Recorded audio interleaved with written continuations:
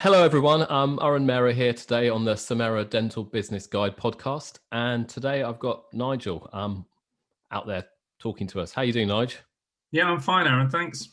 Good. So Nigel is the head of commercial finance here at Samera, and he has a wealth of experience. That means he's not old, really honest, but he's got a wealth of experience on finance, and he can help you set up clinic, buy a clinic, all those types of things in terms of raising the funds. But today in particular, we're going to talk about squat finance. So, Nigel, what's going on in the market?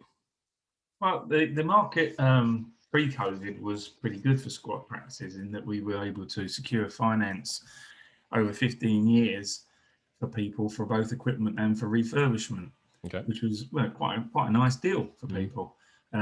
Putting in about 30% deposit themselves, and as long as their calculations were reasonable and the projections were sensible and well thought through with good explanations, then lenders were quite willing to lend. The issue has obviously been COVID, Yeah. which closed practices for a short period, obviously in the first lockdown, and then obviously the banks got a little bit nervous, and so some of those banks have withdrawn from the market, which makes it a lot harder now to finance these. And it means that you've got to look more carefully at your costings and make sure that you keep your costs as low as possible. Okay. So these banks that have got nervous, are we right in saying that when we ever have a problem out there in historic recessions, that type of thing, banks always kind of close up shop, worry for a bit, and then eventually come back to market? Is that going to repeat here, you think? I think perhaps there's a little bit of that on this one. I think the other issue for the banks this time round has been several things that have I suppose, made a perfect storm in effect. They've been reducing staff over the last. Well, I left RBS 5 years ago Okay. now, and they were reducing staff before that. So probably over 10 years they've been reducing staff numbers. So they haven't got the number of staff they had previously. With COVID, obviously it brought in the things like CBILS and bounce back loans, Mm. which were a great invention by the government, but caused a huge amount of work for banks. There was a lot of work involved in them, and a lot of staff were pulled off to do those. Yeah. So therefore, a lot of people who would normally deal with day-to-day funding have had to go and do jobs elsewhere. Yeah. So I think there's a little bit of that, and I think also, yeah, the two or three banks that did this sort of funding were very badly hit by those circumstances because they've got large numbers of business customers. And Okay. so they basically, I suppose it's a bit like an illness that shuts down your one part of your body to deal with the other. So that's exactly Mm. what the banks have done. They've shut down part of their function to deal with the issues that have been caused by the COVID-19. And we're very hopeful that they will start to reopen again. But with all these things, people keep saying to me, what date will they reopen? And it's how long is a piece of string, isn't it? When Sure. COVID is carrying on, vaccinations are happening. Um, Hopefully, when we come out of lockdown, the banks will start to open up again and life will become a little bit easier for people looking to borrow money. Okay. No, fair point. But I suppose what we've also seen in the dental market in the last 12 months is a big, not a huge demand amongst dentists who may have been affected by COVID in their existing practices as associates. And they're thinking, you know what, I've had enough of this. I want to go out and have my own practice. So there's kind of there's such demand by dentists out there wanting their own practices. Okay. Whether it's buying or setting up. Okay.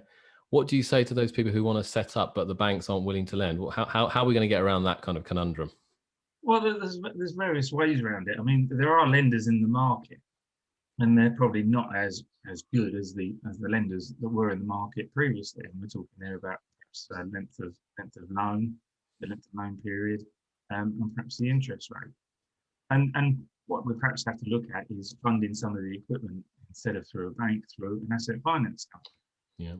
Now, the strange thing there is that the rate the asset finance company will give you is probably less than the bank would have given you because of the risky nature of the business at the outset. But unfortunately, the term is shorter.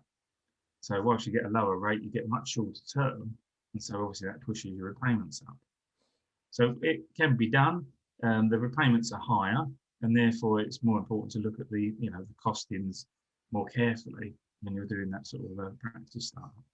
Okay, so in terms of, I spoke to someone yesterday, okay, and they want to do a startup, and they've got some savings, okay, kind of quite green and excited, but not really fully aware what they need to do and how they need to do it in terms of especially on the finance side. So I know banks have a particular way they want to see things, okay, and dentists have another way, and the dentists invariably have a big list of equipment and kit and caboodle they want to buy, whereas the bank's saying, well, you don't need half of these things. So how do we marry that up? What do we do in this situation? Well, in that sort of situation, unfortunately, if you're trying to borrow the money from a bank, you have to play the game their way, in effect. And what they're looking at, and it's quite a sensible view, because obviously I did lots of these when I worked for a bank, when I ran a banking team.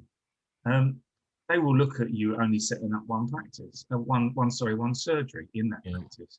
You might have room for 4, 5, 6 surgeries, but there's no point in setting them up with lots of expensive equipment to become what is basically an expensive storeroom. Because in the first few months, and possibly the first year or two, you wouldn't be using more than one surgery as you build up your patient numbers. So they will look at that quite carefully. They will also look at what you're putting into the practice.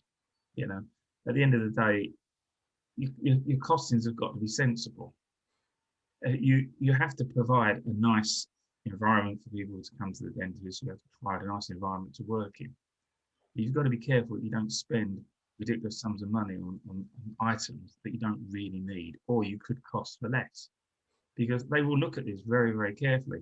We prepare a spreadsheet for squat practices, which is probably 8 or 9 pages, and it breaks down everything from the costs of the fit out, the equipment, the staffing, what income you're going to get, and then it puts it into a profit and loss and cash flow form.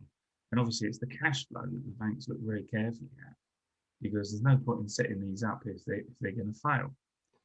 Now, I suppose we're very proud at Samera that we've done probably 15, 20 of these now, and they're all still going, including the ones that unfortunately started in January, February last year, which was the worst time to start a squat practice, but they've survived because they were costed correctly, and they were sensible projections. sure. There are a lot of associates out there, you're quite right, that probably haven't been particularly well treated by some of their principals in some cases, and they didn't earn enough to get grants. Sorry, they earned too much to get grants, Yeah. and they were out of work for a period in the first lockdown. And perhaps they do feel now they'd like to be in charge. But I think it's very important to say that it is very worthwhile doing a squat, but it is hard work. Yeah, You, I agree, I totally agree with you, and I think one of the mistakes, because we've been setting squats up ourselves with Smita over a number of years, well, the last almost 20 years now, and she always sees me as a Scrooge type of person. Okay, I'm the accountant. Okay, and she's the dentist. She said, "Oh, we need this, we need that." I said, "Well, yeah, we of course we can have it, but does it really marry up with the business model? If it's going to be used once every 2 weeks, no. Okay, so you've got to really be quite careful and excuse me, tight with the money in the early days. If then you've got volume, you've got capacity coming through, patients coming through, right? Yeah, we can invest in this extra piece of kit or this extra piece of equipment. Okay, so you've got to kind of get that fine balance right, and it's not always that easy. Okay, but I think you're spot on where you only kit out one surgery, and you really are careful with that, because the hardest thing I've learned in starting up squats is getting patients through the door. That's the hardest thing. Okay, getting new patients through the door, and in an increasing competitive marketplace, I think that's going to just get harder. Okay, people will have more choice, so you need to make sure that you get that payback on that equipment that you buy as soon as possible. But if you don't buy it in the first place, you don't need to get the payback. Remember that. So just be careful.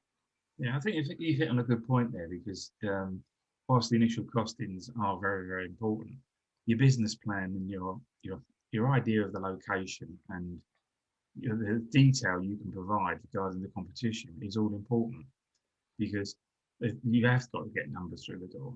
So it's important to know whether your competition is actually competition to you in the private market, or is it NHS? Yeah. You need to know what's their accessibility like. Are they Mm. on the first floor? Can people get into their practice? People with buggies, trams, wheelchairs.